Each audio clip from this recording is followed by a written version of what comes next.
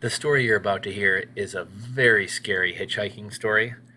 The night in question is the last time I ever hitchhiked, and after hearing the story, maybe you'll understand why I'll never hitchhike again.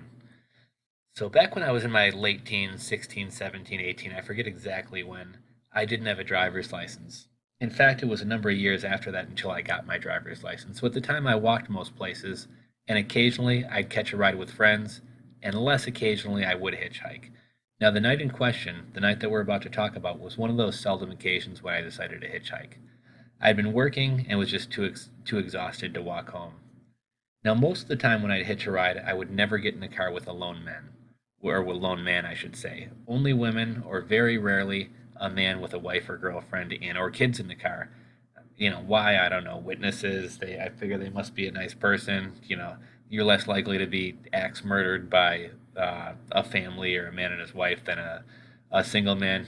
Anyhow, this night there were very few cars, and the cars that were coming were few and far between. And it was cold outside. It was really cold. And being perfectly frank, when I pulled over, I took a good look and figured I could take him if he tried anything.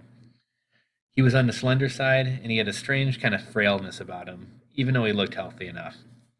I got into the car and we agreed on a destination. We exchanged names. I warmed my fingers in front of the heating vents, like you do when you get into a warm car. He spoke quietly, asked a few questions along the lines of if I was a local, how did I like living here. He said he'd only been there for a couple months but found it beautiful, hoped he could find happiness there, etc. That comment kind of struck me a little bit odd, but I just kind of brushed it off. It began to snow and the road quickly got slippery.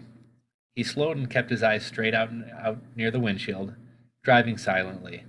I was okay with that. Small talk was never my forte. It was never something I was good at, and I don't mind peace and quiet. So nothing about this situation bothered me. About 10 minutes later, I noticed a car near the intersection we were approaching seemed to be sliding, so I said, "Watch out." He immediately hit the gas, shooting through the intersection, and burst out with, "Don't ever scream at me." Needless to say, I was taken aback. I said, "Look, this is close enough. Just pull over. I can get out here."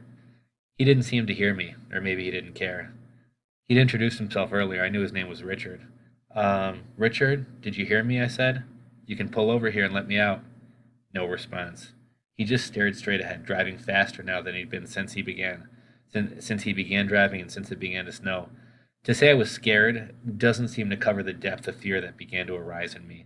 I didn't know if I should stay quiet or speak, but I darn sure wasn't going to yell at him after that outburst. So after about a mile, he mumbled something under his breath. I couldn't quite make out what he was saying, but I assumed he was speaking to me. So I said, hum? I couldn't hear you. He began to speak quietly and rapidly, saying some weird things like, "You're always yelling at me. I've told you time and time again. I do not appreciate being yelled at, but you do not listen. No. Well, I'm done listening to you. Do you hear that?"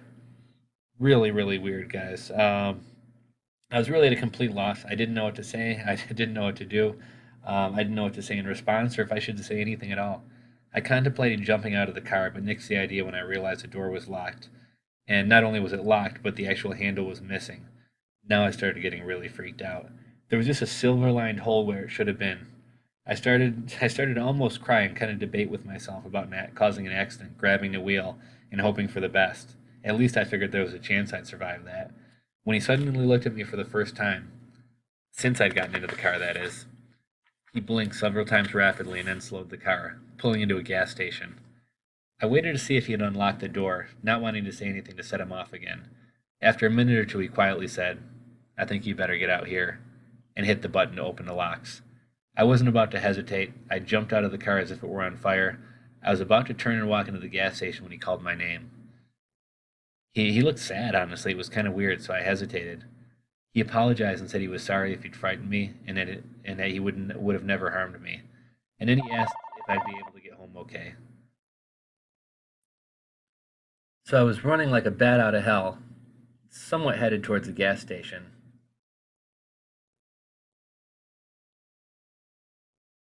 and he called my name. He looked so damn sad I kind of hesitated. He apologized. He said he was sorry if he'd frightened me, that he would never harm me, and asked if I was able to get home okay. I said I would be and closed the door. He began to pull out of the gas station, but then suddenly stopped. He just sat there for a couple of moments, his head down. I froze. I wondered what the hell was about to happen, what he was up to. and I was about to run into the gas station, but he opened his window and yelled at me, waving something in his hand. My hat? I'd left it on the seat. I warily approached his side of the car, and then he handed it to me, apologizing again. I didn't know what else to say, so I just said thanks. I watched as he drove off, making sure that he was out of sight before moving on so he wouldn't know which direction I was heading. I decided to go to a friend's house instead of home. As I walked, I went into my hat, and out fell a piece of paper. Folded into the paper was a $100 bill. The paper said, I'm sorry, please take a cab, and don't hitchhike anymore tonight. I didn't. In fact, that was the last time I ever hitchhiked alone.